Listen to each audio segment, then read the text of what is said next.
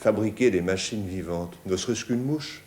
Ça, c'est un des vieux rêves de l'humanité. Bien sûr, jusqu'à présent, on s'est obstiné à recréer des répliques de l'être humain. C'est le mythe du robot. Mais j'ai peur que ça soit destiné à ne rester qu'un mythe. La machine humaine est trop complexe. Et puis notre cerveau dépasse de loin tous les ordinateurs existants. Mais une mouche, un aéronef extraordinairement performant, capable de navigation sans faute, en se jouant de tous les obstacles, en surveillant son environnement. Vous imaginez quel avion cela ferait? Bon, bien sûr, nous ne sommes pas encore là. Pour l'instant, la robotique arrive surtout à recréer des gestes répétitifs. C'est le robot industriel. Mais à défaut de créer l'homme bionique, elle se propose déjà de remplacer certaines parties de notre corps. Et ça, c'est notre premier reportage.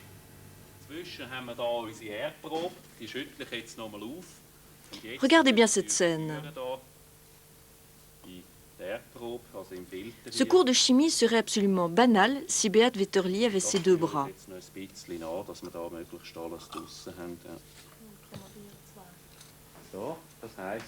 Si aujourd'hui il manipule avec une telle aisance flacons et éprouvettes, c'est grâce à un prototype de prothèse, la prothèse de l'avenir en fait.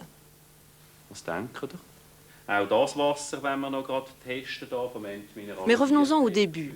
Son bras, Beat Vetterli l'a perdu il y a un peu plus de 3 ans. Il était en train de diriger son motoculteur lorsque l'accident s'est produit. Je me suis retourné en travaillant avec cette machine, la machine continue.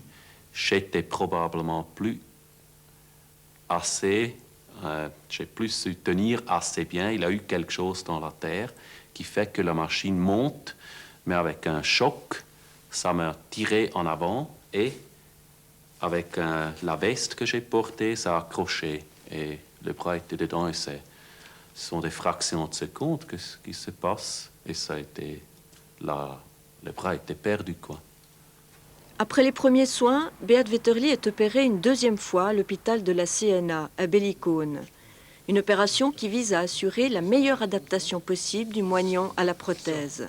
Il reçoit alors sa première prothèse, un modèle des plus classiques.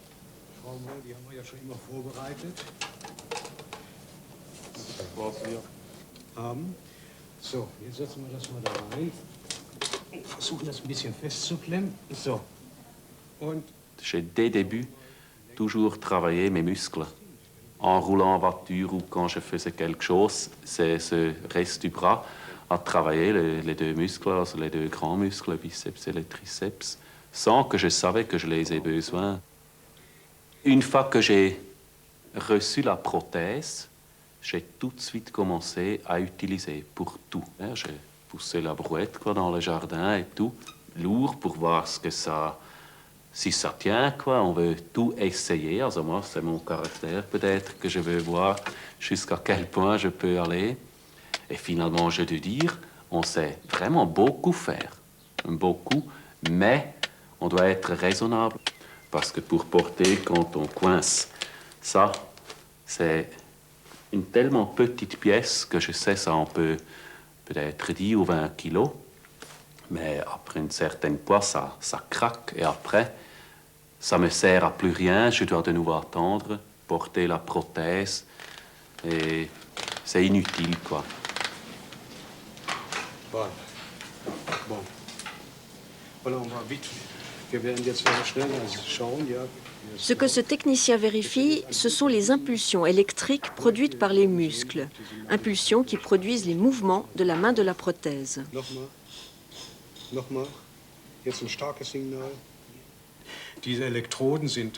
Les électrodes situées des deux côtés de ce manchon de démonstration sont appliquées sur les groupes musculaires de flexion et d'extension du bras ou de l'avant-bras selon la hauteur de l'amputation. Ce sont les signaux électriques produits par les muscles qui sont utilisés. Une contraction forte et rapide entraîne un mouvement de rotation, tandis qu'une contraction plus légère entraîne la fermeture ou l'ouverture de la main. Dreht die Hand in die andere Richtung, also Gegenuhrzeigersinn oder Pronation, also auf, zu, Pronation, Supination. On peut donc reproduire une partie des mouvements de la main. Reste toutefois un problème. Eh oui, le porteur d'une prothèse classique ne connaît pas sa force. Guarda bene che questo è più piccolo, no? Bene.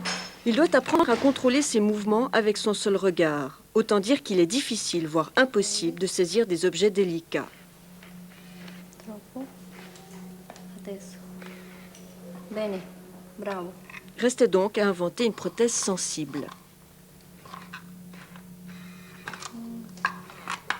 Troppo. Le but de cette étude est en fait d'améliorer la qualité de vie des handicapés quand ils prennent un objet, qu'ils puissent en fait relâcher leur attention qui était avant permanente quand ils devaient commander directement le moteur. Donc là, on va reproduire un réflexe de la main humaine qui est très sensible à un glissement. Donc vous ne savez pas avec quelle force vous prenez un objet. Par contre, au moindre risque de glissement, vous allez resserrer. Donc on essaye de reproduire ce réflexe pour améliorer l'usage de cette prothèse, disons-le. Le principe repose en fait sur la théorie du frottement. En fait, on essaye de comparer les forces perpendiculaires au doigt et les forces qui sont tangentes au doigt. Donc comme on le voit, les capteurs répondent à des forces perpendiculaires, c'est la force jaune que vous voyez sur l'écran, et à des forces tangentes, qui sont des forces qui apparaissent quand un objet tire vers le bas. Donc là, on a une force tangente en bleu. Et si cette force bleue dépasse la force perpendiculaire multipliée par un certain coefficient, nous allons resserrer le moteur, donner l'ordre de serrer plus fort à la main. Et voilà le résultat. Vous voyez, c'est pratique. Si elle glisse ou elle ose glisser quoi de ma main, elle resserre automatiquement sans que je dois encore me concentrer. C'est pour moi vraiment très pratique.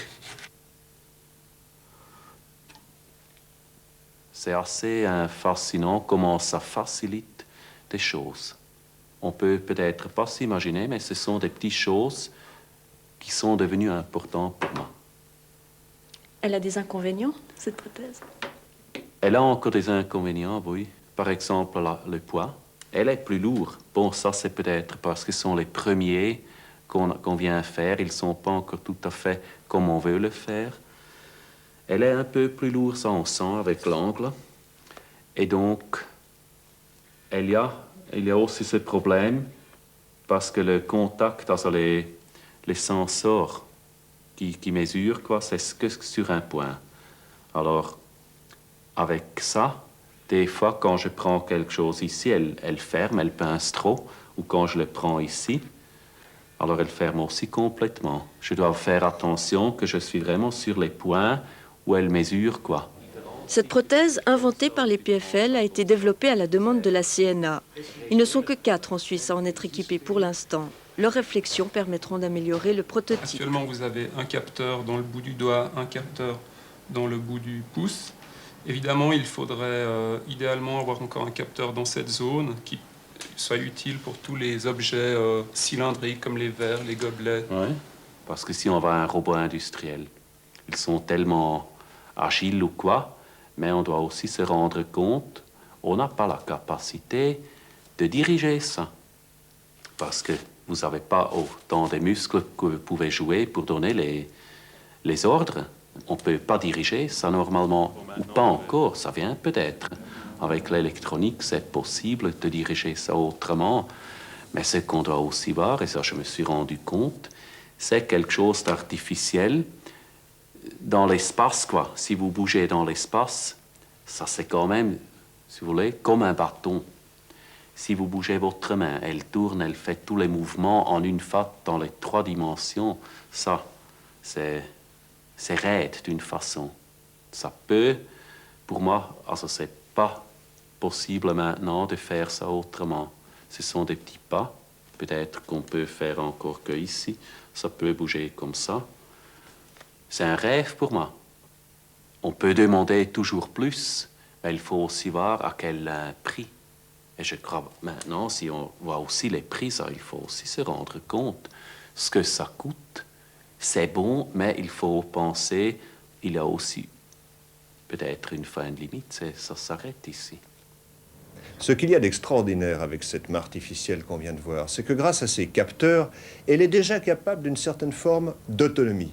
Or, l'autonomie, c'est le grand défi de la robotique. Comment libérer le robot des câbles qui le lient à l'ordinateur? Comment lui donner la capacité de se déplacer habilement dans son environnement? Bref, comment percer les secrets de ce qu'on appelle l'intelligence sensorimotrice.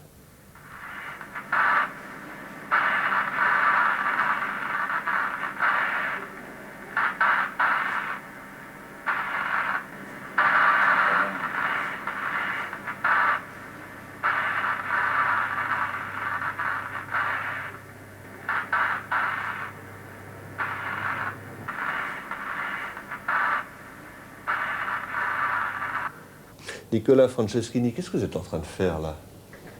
Ici, j'implante une microélectrode dans le cerveau d'une mouche. Ou plutôt, devrais-je dire, dans un ganglion optique de mouche, puisque dans mon laboratoire, nous étudions depuis plusieurs années cet engin aérien qui est, vous le savez, extrêmement performant. Chacun connaît les acrobaties que peut faire la mouche. Et nous étudions en détail, au niveau des neurones individuels, le traitement du signal à l'intérieur de ce petit cerveau, gros comme une tête d'épingle. Oui, mais alors si je vous suis bien, vous êtes en train de faire un électroencéphalogramme de mouche, mais je veux dire, ça demande quelle précision un travail de cet ordre? Oui, vous avez raison, en quelque sorte, c'est un électroencéphalogramme, ou plutôt électro-oculogramme, comme on devrait dire peut-être, mais il est fait avec des microélectrodes très fines, comme celle-ci. La pointe est de l'ordre du dixième de millième de millimètre, et ces microélectrodes très fines sont enfilées donc avec un micro-manipulateur que vous voyez ici, et on arrive de la sorte à enregistrer l'activité électrique d'un seul et unique neurone. Et quel enseignement retirez-vous d'une expérience de ce type? Bien, ici, nous étudions plus spécifiquement des neurones que l'on pourrait appeler des sortes de capteurs intelligents et qui sont sensibles au mouvement. Ces neurones, apparemment, n'ont qu'une chose à faire, c'est à détecter les mouvements des contrastes dans l'espace. Mouvements des contrastes qui peuvent se produire, certes, lorsqu'une mouche poursuit une autre mouche en vol ou lorsqu'elle fuit un prédateur, mais aussi, il ne faut pas l'oublier, les mouvements relatifs entre l'animal et son environnement lorsque lui-même, l'animal, est en situation de navigation dans son environnement complexe. Vous savez peut-être que même dans le cas de l'homme aujourd'hui, mais même si l'homme a pu un jour marcher sur la Lune, on ne sait toujours pas exactement comment l'homme lui-même est capable, à partir de sa vision, de guider son action et de guider ses pas, que ce soit sur la Terre ou sur la Lune. Les expériences que nous sommes en train de suivre ici avec vous ne sont pas destinées à la robotique. Elles sont destinées aux neurosciences. Pourtant, vous allez voir tout à l'heure, après notre second reportage, que tout se recoupe. Car la robotique elle-même, après avoir suivi toutes sortes de pistes, parfois sans succès, timidement s'intéresse elle aussi aux insectes. Et tout cela aussi dans le but de percer les secrets d'une certaine forme d'intelligence.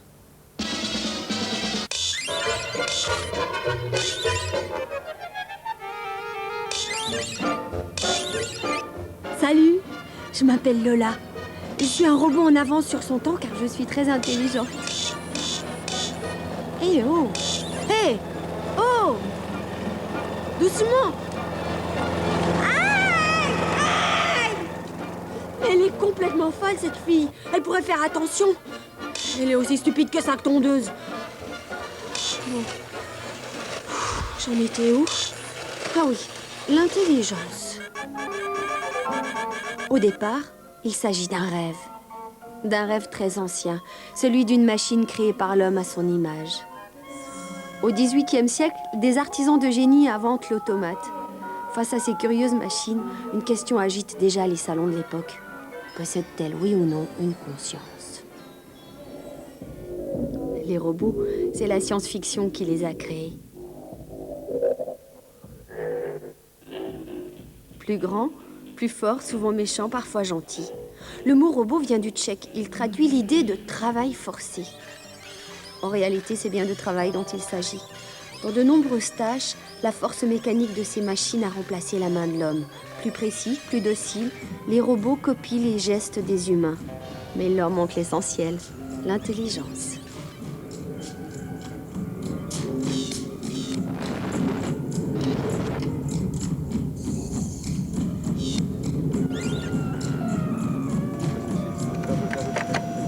L'intelligence, on a cru la trouver dans cette machine, Avec l'ordinateur, la science pensait parvenir très vite à l'intelligence artificielle. Eh bien, tout n'était pas si simple. Chez les robots, en fait, la hiérarchie est complètement inversée. C'est-à-dire que dans les sociétés humaines, en bas de l'échelle, on va mettre le balayeur, et en haut de l'échelle, on va prendre le mathématicien, enfin, pour ce qui est de l'intelligence. Alors qu'en fait, chez les ordinateurs, c'est exactement l'inverse. Un ordinateur qui fait des maths, mieux que nous deux, c'est possible. C'est une calculatrice, par exemple. Non, enfin, ça, c'est du calcul, mais même des maths, démontrer des théorèmes, il y a des machines qui sont capables de démontrer des théorèmes beaucoup mieux que n'importe quel, même très grand mathématicien. Et pourtant, un balayeur, pour l'instant, j'ai jamais vu un robot qui balaye aussi bien qu'un être humain. Un robot ne peut effectuer que les tâches qu'on lui a déjà apprises, ou alors résoudre des problèmes qu'on lui a déjà posés. Souvent d'ailleurs, c'est amplement suffisant.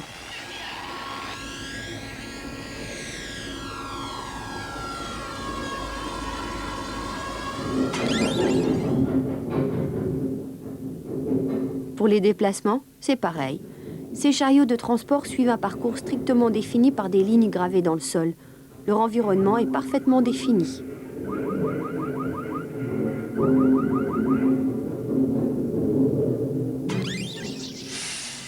Le monde industriel convient aux robots, parce qu'en principe, il ne varie pas. Mais comme le suggère cette publicité pour une assurance, l'imprévu échappe aux machines.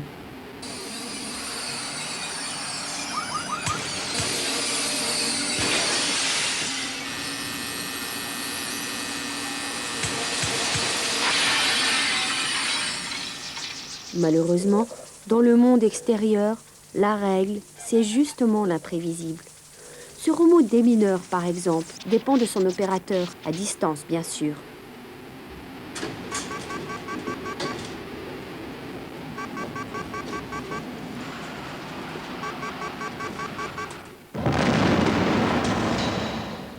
Pourtant, c'est précisément dans ce type d'environnement, comme ici à Tchernobyl, que les robots seraient particulièrement utiles.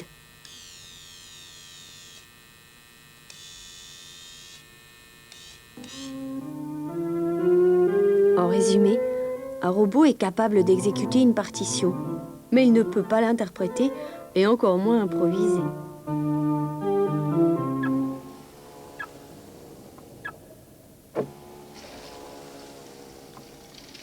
Décidément, on est loin de ces machines surhumaines qui peuplent la science-fiction.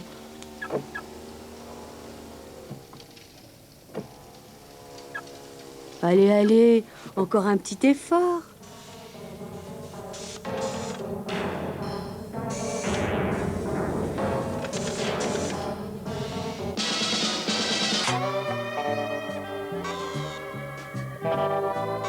Le monde est trop complexe. Un cerveau électronique peut calculer quelques mouvements, mais il est incapable d'offrir l'autonomie à un robot. Et hop là. Même un enfant ferait mieux. Bon, assez rigolé. Retour à la case départ.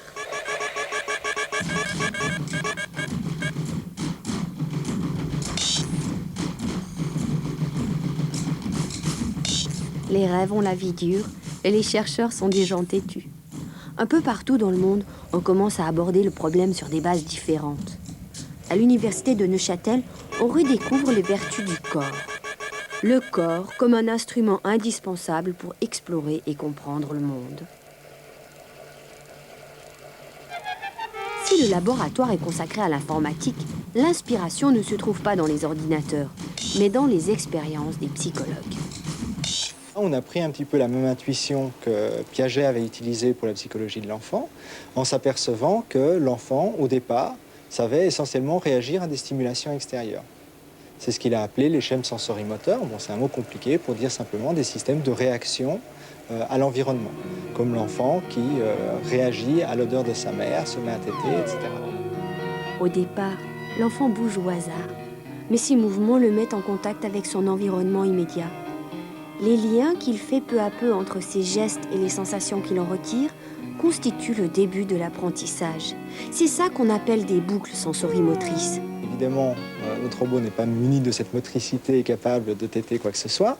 Là, il va simplement mesurer sa distance au mur ou des choses relativement simples, mais on va le munir aussi de boucles sensorimotrices de même type. Et Piaget a suggéré que c'était sur la base de ça qu'on pouvait construire jusqu'à l'intelligence abstraite, les mathématiques, etc., puisqu'il s'intéressait aussi au fondement des mathématiques. Là, on a décidé de partir sur les mêmes bases. On part du sensorimoteur, puis on essaie de monter petit à petit.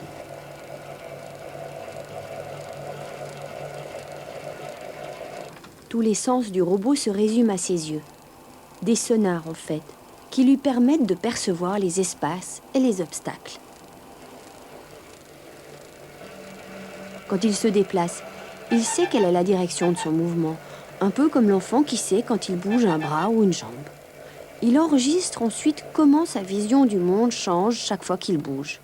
De ce fait, il peut se représenter un plan, mais il ne perçoit pas les choses comme les humains.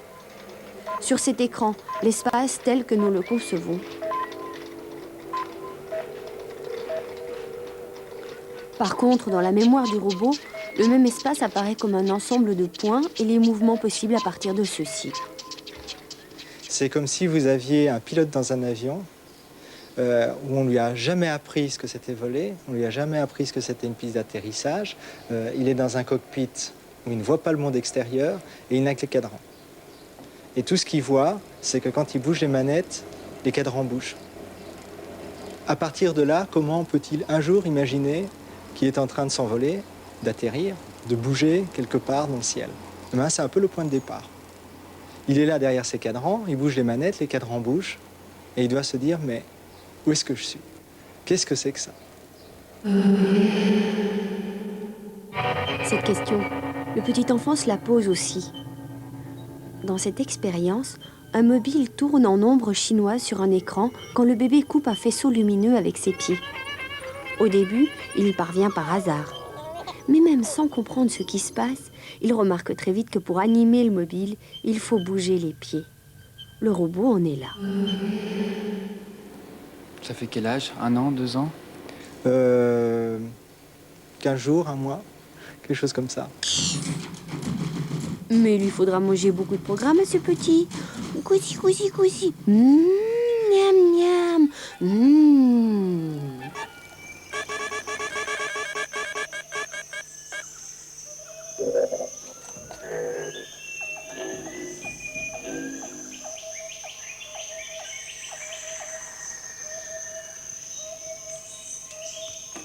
Dans leur quête de l'intelligence artificielle, certains chercheurs explorent une autre piste.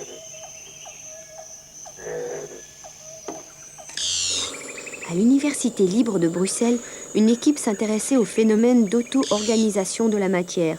Et puis l'idée leur est venue d'étudier des molécules, disons, plus complexes.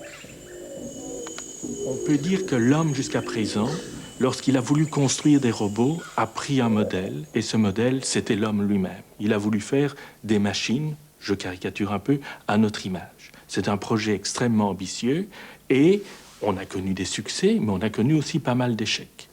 Et ce que l'on peut se poser comme question, c'est peut-on développer des sociétés de robots, des sociétés d'automates simples qui seraient inspirées du mode de fonctionnement des sociétés d'insectes. Ce qui fascine dans les sociétés d'insectes, c'est leur capacité d'organisation. L'architecture d'une fourmilière, par exemple, est extrêmement élaborée. Pourtant, aucune ouvrière n'a de plan dans la tête et il n'existe pas de fourmi architecte. On sait maintenant que tout repose sur des réflexes étonnamment simples.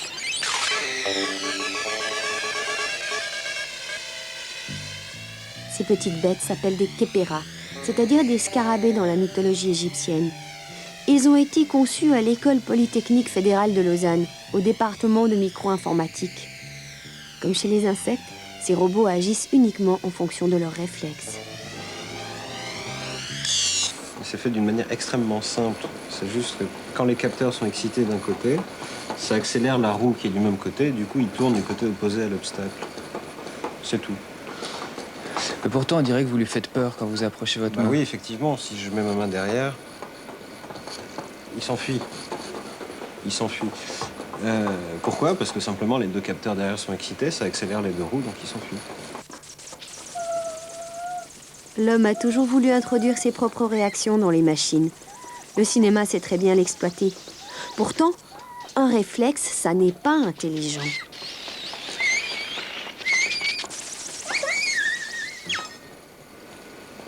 vraisemblablement, beaucoup d'insectes ont ce genre de couplage, tel quel. Les ailes et les yeux sont couplés, ce qui fait que s'il y a un obstacle qui arrive sur la droite, l'insecte s'en va de l'autre côté. Et c'est tout, il n'y a pas besoin de plus que ça pour éviter les prédateurs. Dans certains cas, si tout ça marche assez rapidement, et le couplage est juste bien réglé, ce qui peut très bien être fait de manière génétique, bah c'est bon. Ces petites pastilles noires sur les côtés sont des yeux, 8 capteurs infrarouges. On peut programmer différents réflexes sur ces robots et observer les comportements qui en découlent. Dans cette expérience, quand seulement 2 capteurs sont stimulés, il tourne sur lui-même. Ce réflexe correspond à la largeur d'un bouchon. Et puis si ces capteurs détectent plusieurs bouchons, ils tournent dans l'autre sens. Résultat, ils déposent ce qu'ils transportaient. À partir de ces 2 réflexes, les Kepera sont capables de faire des tas. Inimaginable il y a seulement 2 ans. Dans la démarche classique de l'intelligence artificielle, il aurait fallu programmer chaque mouvement, des années de calcul. Pourtant, ces scarabées n'ont aucune idée de ce qu'est un bouchon, ni de ce qu'ils font.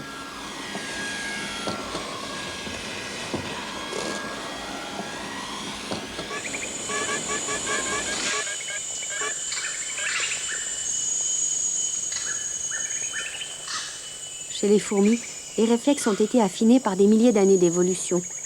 Ainsi, le comportement d'une fourmi peut provoquer une réaction en chaîne chez ses congénères. Il s'agit toujours de réflexes, mais là, on commence à parler de communication et peut-être même d'intelligence. Nous utilisons dans notre jargon le terme intelligence collective. Et quand nous utilisons ce terme, c'est simplement pour mettre l'accent sur l'idée de la capacité de la collectivité à résoudre des problèmes. Et par intelligence, nous entendons tout simplement le fait que le groupe d'insectes est capable de produire collectivement des réponses qui lui sont favorables. Par exemple, d'exploiter la source la plus riche ou de trouver le chemin le plus court. Le secret des fourmis réside dans un véritable catalogue d'odeurs. Chaque odeur provoque automatiquement un comportement précis, comme suivre une piste. Ces substances, elles les sécrètent elles-mêmes en réponse aux stimulations qu'elles reçoivent.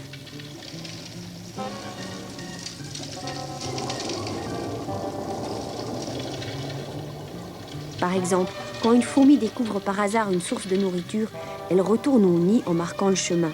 Cette piste attire d'autres membres de la colonie qui, à leur tour, vont renforcer la trace.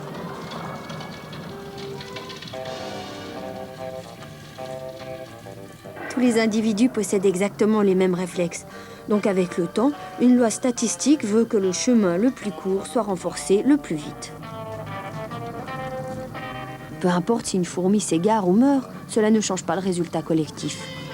Ce type de constatation toute simple conduit à penser que si une fourmi n'a pas d'intelligence, il en va autrement de la colonie. Si nous transposons cette image au domaine de la robotique, c'est est-ce qu'à partir de robots relativement simples, peu coûteux, fiables, nous pourrions produire des groupes, avoir un groupe de robots capables de résoudre des problèmes de manière efficace, des problèmes industriellement intéressants ou économiquement intéressants. Une compagnie ici à Bruxelles a développé un petit robot tondeuse à gazon qui est extrêmement efficace, qui est un engin solitaire, et nous explorons avec cette compagnie la possibilité d'ajouter à ces tondeuses des systèmes de communication de manière à permettre à ce groupe de tondeuses de gérer de grandes surfaces.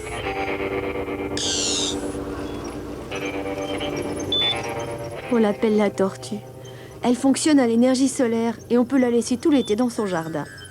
Grâce à ses capteurs, elle aura tendance à se promener là où l'herbe est la plus haute.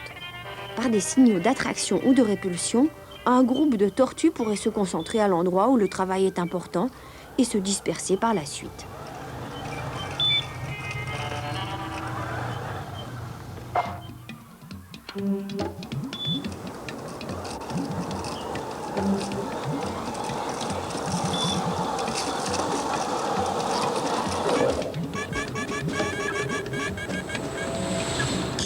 De la fourmi au robot, le chemin passe par les programmes d'ordinateur. À l'université parisienne de Jussieu, on est parvenu à modéliser l'activité d'une fourmilière. Au départ, toutes les fourmis avaient la même programmation. Et on s'est rendu compte qu'après plusieurs heures, elles se spécialisaient dans leur travail sans que les chercheurs interviennent. D'une certaine manière, on avait capturé l'intelligence fourmi.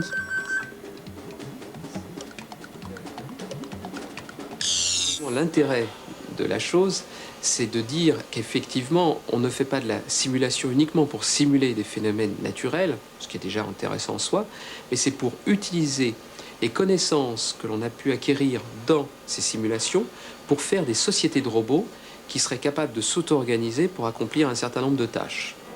Sur cette simulation d'un trafic aérien, on a supprimé les pilotes et la tour de contrôle. Résultat, un crash monstrueux. Dans la même situation, on a ensuite muni chaque avion d'un réflexe de type fourmi. Et là, il n'y a plus de collision. L'idée était tellement simple qu'au départ, les chercheurs pensaient s'être trompés. Chaque avion a un réflexe de répulsion à l'égard des autres. C'est suffisant pour qu'ils s'évitent et reprennent leur couloir. La simulation a été poussée jusqu'à 50 appareils.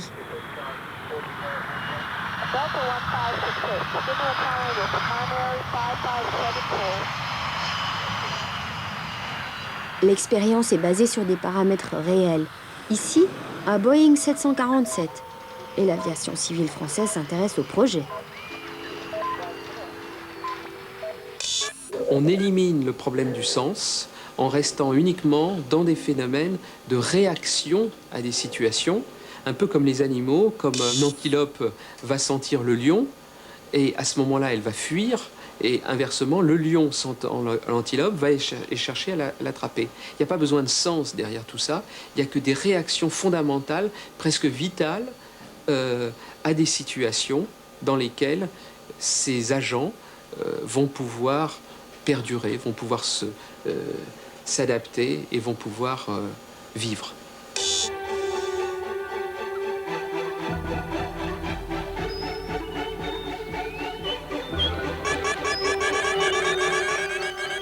Les êtres artificiels autonomes commencent à exister sous forme informatique, comme ce papillon conçu à l'EPFL. À chaque instant, il calcule sa trajectoire lui-même pour éviter les fleurs. À la différence des fourmis, il possède une mémoire. À droite, l'écran indique le contenu qui se remplit au fur et à mesure qu'il explore son environnement. Il ne s'agit pas d'un simple dessin animé, le papillon est véritablement autonome. Il voit le paysage et c'est lui-même qui détermine sa trajectoire. Au sud de Paris, le CEMAGREF est un centre de recherche sur l'environnement et les technologies agricoles. A priori, aucun rapport avec l'intelligence artificielle. Pourtant, dans ces hangars, on cherche à fabriquer du cerveau. Leur but, c'est l'autonomie des machines. Ce tracteur, par exemple, est doté d'un système de vision particulier inspiré de l'œil du chat. Il détecte les contrastes, ce qui lui permet de tracer tout seul les sillons. C'est un premier pas.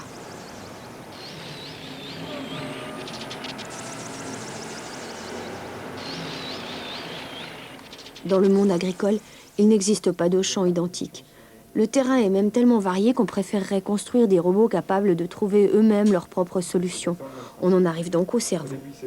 Traditionnellement, ce qu'on appelle les robots sont programmés par l'homme, et c'est l'homme qui dit au robot comment il doit remplir sa tâche.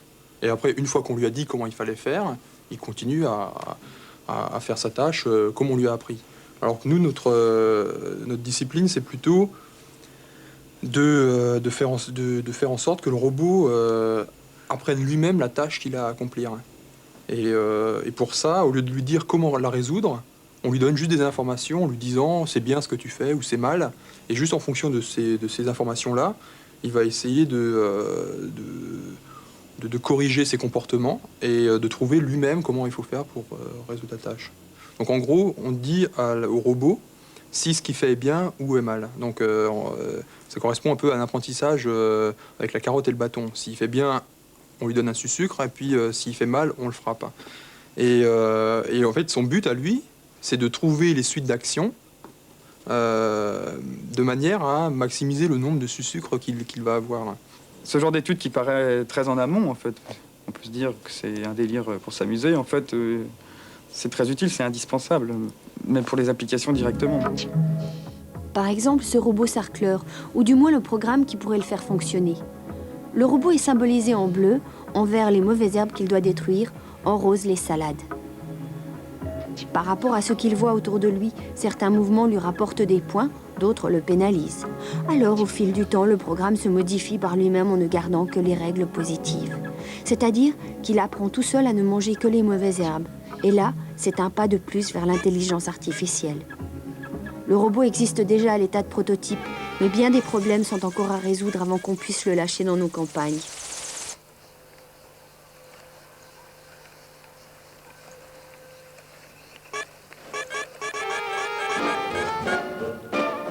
Dans les ordinateurs, les programmes commencent à évoluer d'eux-mêmes. Mais peut-on aller plus loin? À l'Université flamande de Bruxelles, on explore des idées étonnantes.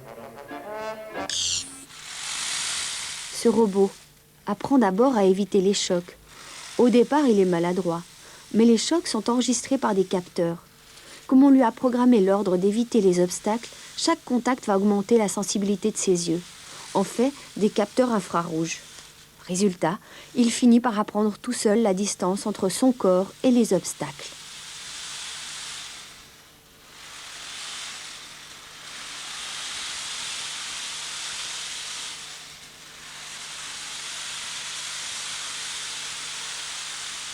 Derrière tout ceci, l'idée est la suivante.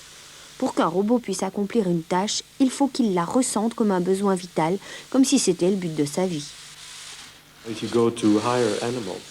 Si on prend des animaux plus évolués, comme les oiseaux, les petits mammifères par exemple, ou même nous défendons notre intérêt propre. Nous avons une volonté de survivre. Donc si on introduit cette caractéristique, je devrais même dire ce désir, alors on aboutit à des animaux d'une catégorie supérieure. Donc, dans cette expérience, nous avons fait en sorte que chaque robot ait une volonté propre de survivre.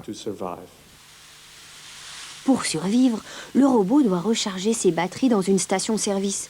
Donc quand il a faim, un réflexe l'attire vers la lumière jaune. Les robots sont en compétition. Pour les obliger à quitter la station, on a installé des parasites. Cette boîte grise au premier plan vole l'énergie disponible. Une fois rassasié, le robot est attiré par la lumière rouge. De fait, il s'attaque aux parasites, ce qui laisse la place libre dans la station. Mais l'expérience va plus loin. Un robot seul ne pourrait pas survivre. L'énergie du système diminue trop vite. Alors, une coopération s'installe. Quand un robot combat, l'autre va se recharger.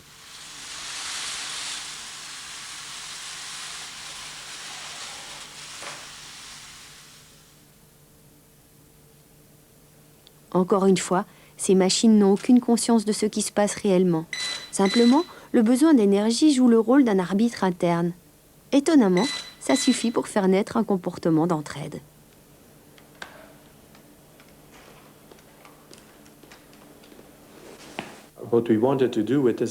Ce que l'on voulait faire dans cette expérience, c'était de voir jusqu'où on pouvait aller, avec une approche partant du plus simple vers le plus complexe.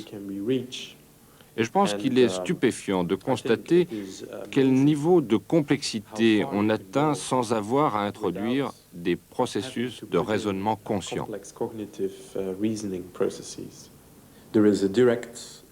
Il existe un lien direct avec des applications industrielles. Simplement, cela demande un peu d'imagination de la part de l'industrie pour percevoir ce lien et pour utiliser ces résultats dans des applications concrètes.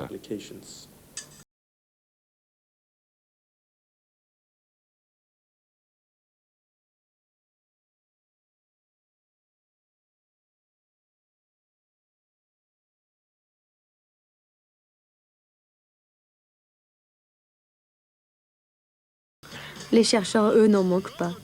Dans les laboratoires, on parle déjà de robots pour surveiller des bâtiments, réparer des égouts, détruire les mines antipersonnelles ou plus simplement nettoyer nos maisons.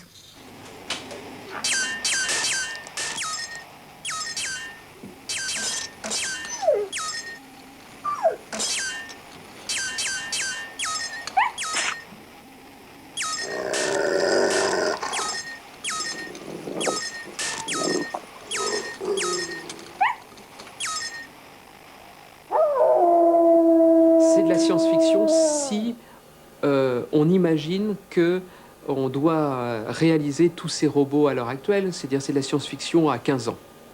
Mais il faut bien savoir que d'ores et déjà, on a déjà les mécanismes de coordination qui permettent de faire ce type de robot. La difficulté que l'on a, c'est dans les mécanismes perceptifs des robots, dans les capteurs, dans les effecteurs, je dirais dans la technologie, mais pas dans les compétences cognitives pour faire de tels robots. C'est donc pas, on est capable de les simuler. La difficulté, c'est maintenant de faire en sorte que ces robots simulés soient aussi efficaces dans leur environnement naturel que dans nos machines.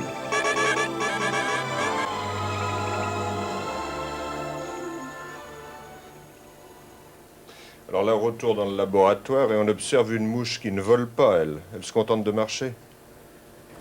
C'est ça, oui. Ici, ce que nous faisons, c'est que nous essayons toujours de comprendre ce qui peut bien se passer dans la tête d'une mouche en ce qui concerne la vision. Et ici, il s'agit d'une expérience faite dans le cadre, disons, d'une expérience de comportement où l'animal a la possibilité de marcher dans cette sorte d'arène. Et donc, il est dans une situation assez naturelle. Et de fines électrodes quittent son œil. Et on a la possibilité, avec ces électrodes, là encore, de mesurer l'activité de neurones uniques. Donc en fait, vous la surveillez avec une caméra qui ne la lâche pas, et en même temps, vous regardez ce qui se passe dans sa tête. Oui, avec mes collègues qui, de par le monde, travaillent sur ce système, on a une assez bonne connaissance maintenant sur cet appareil visuel de la mouche. Et il faut bien voir que si dans chacun de ses yeux, la mouche possède en gros 3000 facettes, c'est-à-dire 3000 directions de visée dans l'espace, c'est-à-dire aussi, si vous le voulez, 3000 pixels, 3000 éléments d'image.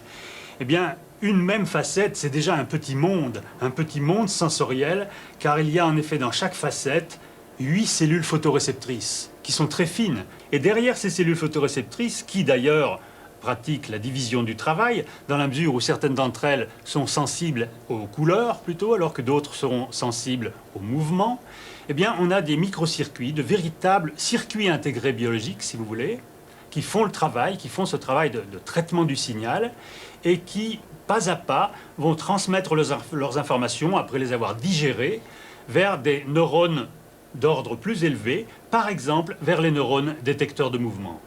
Alors, bon, on s'éloigne un peu de la notion qu'on a généralement de la poésie de la nature, là, non? Oui, peut-être, si vous voulez, si vous considérez que ces animaux, comme peut-être l'homme aussi, sont des conglomérats de circuits intégrés biologiques. Mais il faut voir en même temps qu'il y a beaucoup de beauté et même de poésie à l'intérieur de tout animal. Et si l'on mentionne le cas de la mouche, il faut voir par exemple que dans ces ébats amoureux, la mouche est aidée par des cellules photoréceptrices particulières qui se trouvent, comme nous l'avons trouvé il y a une dizaine d'années, exclusivement dans la partie dorsofrontale de l'œil du mâle.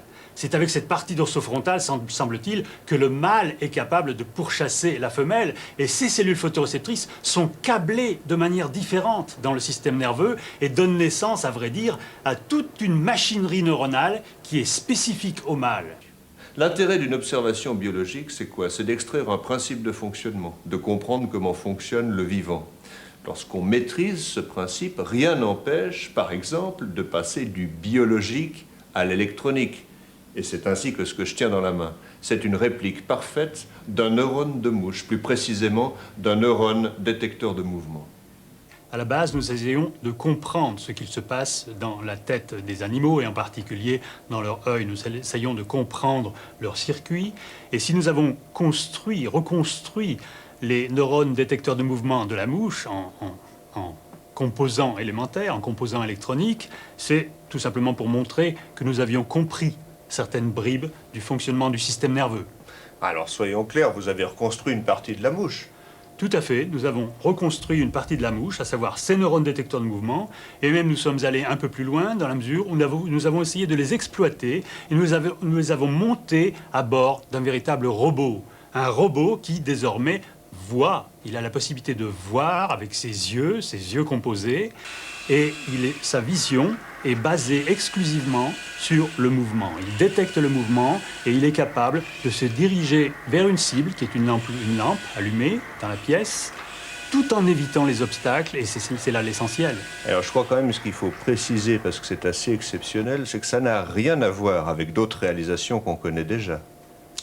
c'est exact dans la mesure où on a ici véritablement affaire à de la vision qui est basée sur des capteurs photosensibles qui se contentent de recevoir de la lumière. Il n'y a aucune émission de laser ou de quoi que ce soit, aucune émission radioélectrique, aucun sonar à bord de ce robot qui fait appel exclusivement à sa vision. Finalement, toutes ces recherches qu'on a vues tout au long de l'émission, elles peuvent déboucher sur quoi? Bien, écoutez, de notre point de vue, je pense qu'on peut dire que ces recherches servent deux causes. D'une part, la cause des neurosciences, de la neurobiologie, donc à longue échéance peut-être de la neurochirurgie, et puis avec toutes les applications possibles à l'homme, dans la mesure où nous traitons de système nerveux, et de par ces neuromédiateurs, et de par la forme de ces neurones, et de par le traitement du signal fait dans le système nerveux, qu'on ait affaire à une tortue, à une mouche ou à un singe, c'est grosso modo la même chose. Et de l'autre côté, ces recherches débouchent évidemment sur la robotique avancée, pourrions-nous dire, c'est-à-dire la réalisation de véhicules intelligents bien sûr du point de vue sensorimoteur. Des véhicules qui pourraient rendre service à l'homme également. Exactement, des véhicules qui seront certainement, au siècle futur, dotés d'yeux. Et en ce sens, ils auront une autonomie et ils seraient particulièrement prédestinés pour servir l'homme dans les milieux extrêmes, par exemple, c'est-à-dire dans tous les milieux où l'homme lui-même ne peut pas ou ne veut pas aller. Ces véhicules se déplaceraient de manière automatique et je pense qu'à longue échéance, c'est de la fusion, de l'association entre cette robotique bas niveau, disons instinctive, réactive, et de la robotique plus traditionnelle qui fait appel à de gros calculateurs et à beaucoup de mémoire. C'est de l'association entre ces deux types de robotique que naîtra la puissance des véhicules autonomes de demain. Hé, vous vous souvenez de moi? Lola, la petite robot. Mais j'y pense, vous devez vous demander à quoi je ressemble, non? Sexy, vous ne trouvez pas? Bon. Mais l'important, c'est qu'en explorant des idées simples, tous ces chercheurs commencent à toucher du doigt les mécanismes de l'intelligence. À défaut de ressembler à l'homme, la machine s'approche peu à peu du vivant. Alors on peut se demander comment, dans le futur, l'homme vivra au contact de robots aussi évolués que moi. Tiens, je vais tenter l'expérience. Ouh! Oh, hé! Coucou! Coucou! C'est moi! Voici le personnage.